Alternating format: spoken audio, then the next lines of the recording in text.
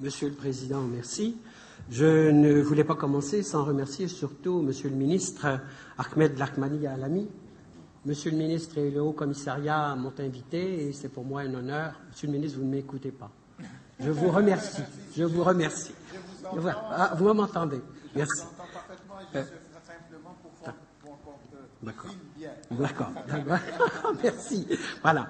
Bon, alors, ma présentation s'intitule « Une intégration économique dans les Amériques ». Je vais faire un survol de cette intégration économique dans les Amériques et voir quelles leçons on peut tirer de ces expériences pour lancer une initiative tricontinentale atlantique. Alors, j'ai 4 points. Je voulais faire le tour dans un premier temps des principaux accords régionaux et bilatéraux.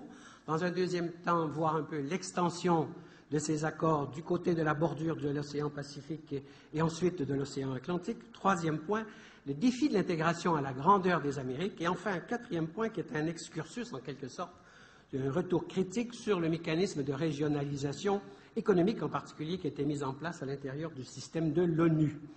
Et j'annonce tout de suite une conclusion où je vais sortir de mon terrain, je vais sortir de l'économie pour ouvrir sur peut-être des modes plus réalistes de mise en place d'une initiative aussi ambitieuse que l'initiative tricontinentale atlantique en faisant appel à des organisations sociales et pourquoi pas à des universités. Alors, le premier, les 2 niveaux régionaux et bilatéraux. Rapidement, parce que ces questions sont assez connues, il y a 5 grands accords d'intégration dans les Amériques, l'ALENA, le CARICOM, le SIAC, le mécanisme d'intégration d'Amérique centrale, la CAN, la Communauté andine des nations, et le Mercosur. Mais de ces 5 accords, à part le CARICOM qui va d'ailleurs assez bien, merci, il y en a 2 qui fonctionnent à ce jour. Ce sont bien sûr le Mercosur et l'ALENA, qui sont d'ailleurs 2 modèles rivaux d'intégration dans les Amériques. Le Mercosur, en effet, comme on le sait, ne promeut pas seulement une intégration économique, mais aussi une intégration politique avec éventuellement un Parlement élu au suffrage universel, une intégration sociale, la participation des acteurs sociaux, les forums sociaux qui sont convoqués en même temps que les réunions annuelles du Mercosur, bien sûr l'implication forte des gens d'affaires, et le Mercosur a même une dimension culturelle avec la promotion du bilinguisme espagnol-portugais.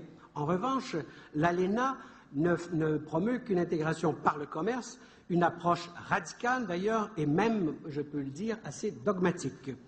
Les autres enjeux, les enjeux sociaux, environnementaux, etc., n'en font pas vraiment partie, même s'il y a 2 accords parallèles qui devraient traiter de ces questions.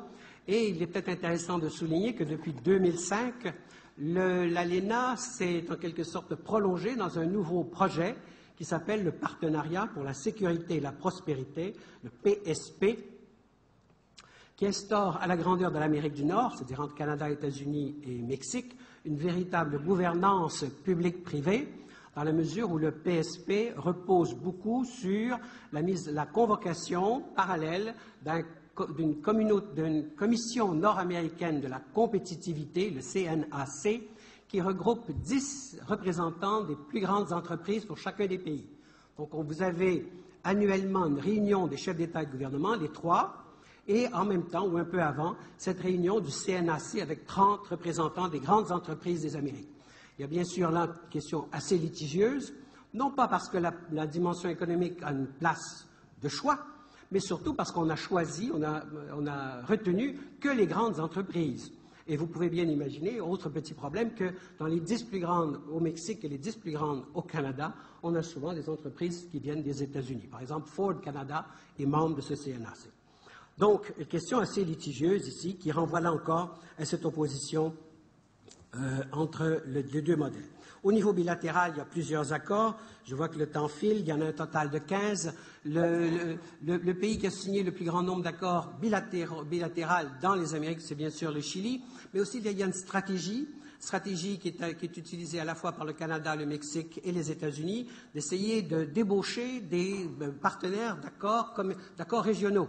Donc, on négocie avec la Colombie, le Pérou, etc., même avec l'Uruguay, pour essayer de créer ce réseau de pays impliqués dans des accords de libre-échange contre l'éventualité, la possibilité de maintenir une intégration régionale.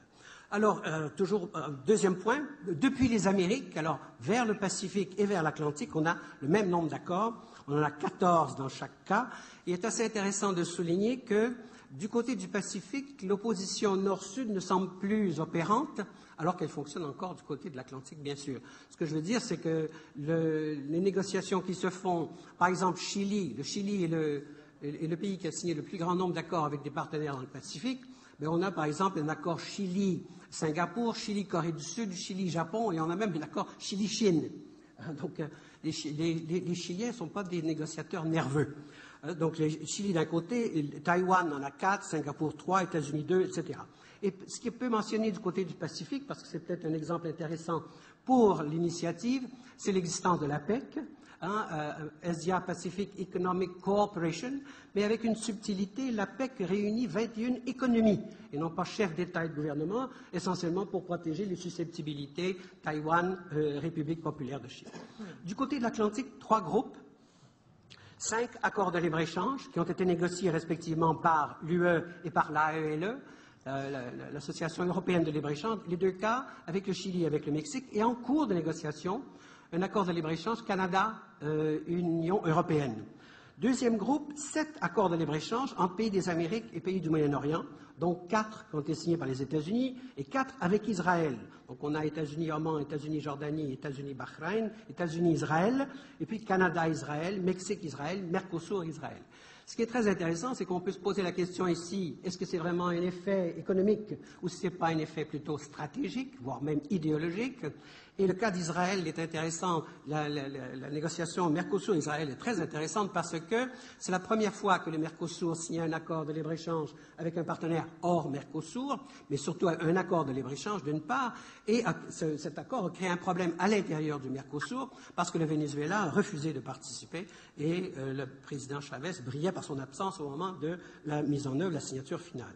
Alors, de tout cela, bien sûr, des 14, un seul accord avec un pays d'Afrique, le plus connu, bien sûr, l'accord États-Unis-Maroc.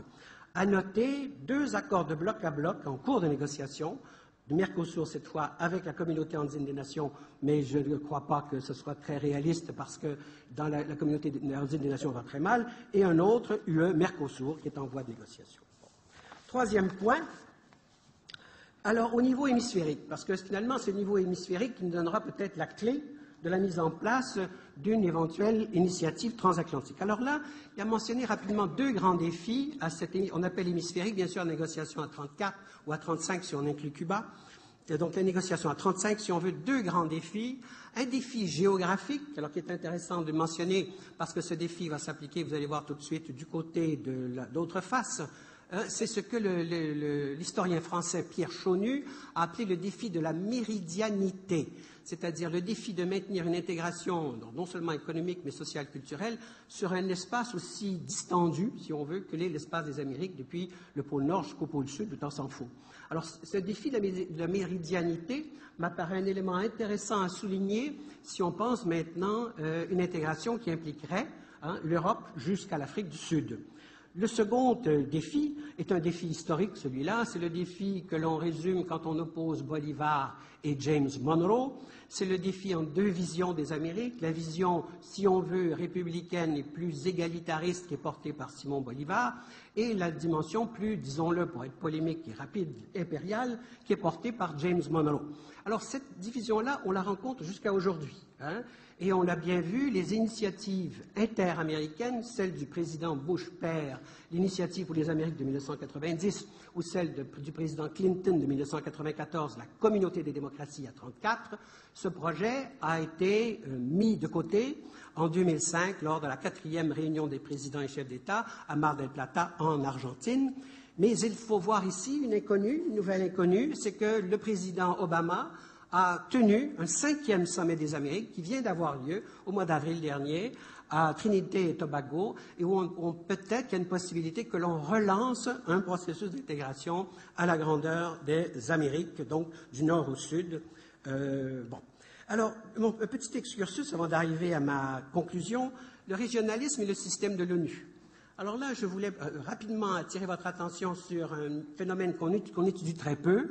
On a beaucoup critiqué le système de l'ONU, et je crois avec raison, l'inadaptation, Conseil de sécurité, etc., et tout ce qu'on voudra, le rôle de Bretton Woods, qu'on n'est pas capable de refonder.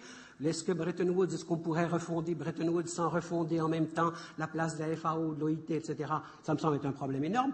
Mais on a beaucoup plus rarement évoqué la question de la régionalisation dans le système de l'ONU, celle qui a été pensée sous l'égide de l'ECOSOC dès les années 1945-48. Et qu'est-ce que ça nous donne, cette régionalisation?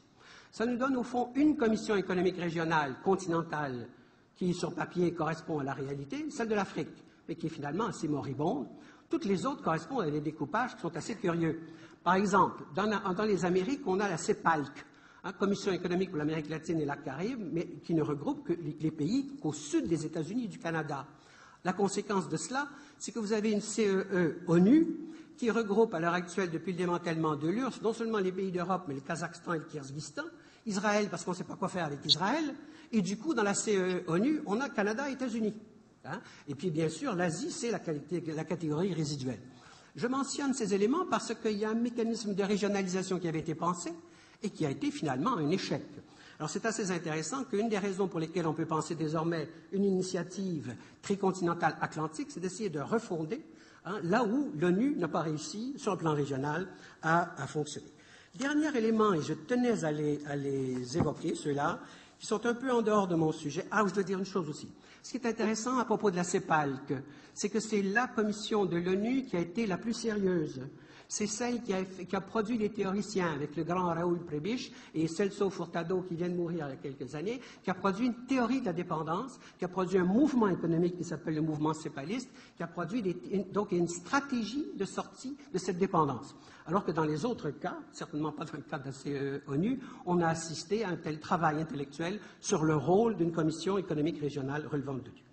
Ma conclusion, je veux revenir sur le défi de l'interaméricanité. J'ai combien de temps, Monsieur le Président? Parce que je vais accélérer le rythme de la parole, ce qui n'est pas idéal. Comme vous le savez parfaitement, chers collègues, une fois que quelqu'un a pris un peu plus que les 10 minutes, je les avais données avant. Maintenant, je n'arriverai pas à vous interrompre. Merci.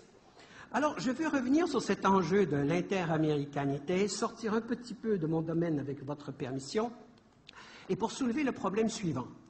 Quand on regarde ces accords de libre-échange, ces mécanismes qui sont portés par les gouvernements et pas souvent, et le plus souvent par les gens d'affaires, on se rend compte que ces mécanismes d'intégration reposent sur une hypothèse, l'hypothèse selon laquelle les partenaires connaissent déjà les intérêts de l'intégration. Or, dans le domaine social et dans le domaine culturel, cette hypothèse n'est pas légitime. Ce que je suis en train de dire, c'est que quand on pense l'interaméricanité depuis le haut, on fonctionne au volontarisme, alors que par le bas, cette interaméricanité, au fond, va assez bien, merci. Et pourquoi va-t-elle assez bien? Essentiellement parce que les acteurs sociaux, eux, collaborent là où il y a des défis, que ce soit le défi de la méridianité ou que ce soit le défi d'une opposition Bolivar-Monroe. Par exemple, dans les Amériques, on a un mouvement syndical qui est passablement bien organisé dans un espace interaméricain qui fonctionne du nord au sud, tout pays confondu, Cuba compris. On a un mouvement des femmes qui a mis sur pied une marche mondiale des femmes à l'horizon des années 2000, qui a fonctionné très bien dans les Amériques. On a un mouvement autochtone qui a profité de la décennie des Amériques pour s'organiser dans un espace nord-sud.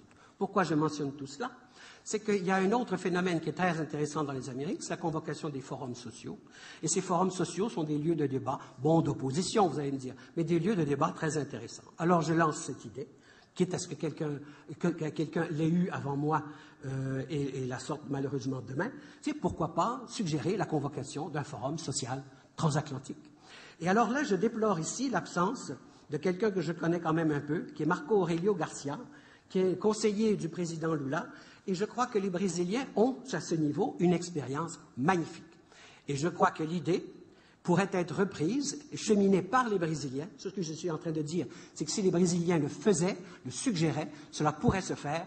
Et je crois, et je pourrais vous promettre, que s'il y avait un forum social transatlantique, on verrait surgir de là les idées les plus fascinantes pour porter un projet en deçà et au-delà de la volonté des décideurs politiques ou même des gens de l'économie.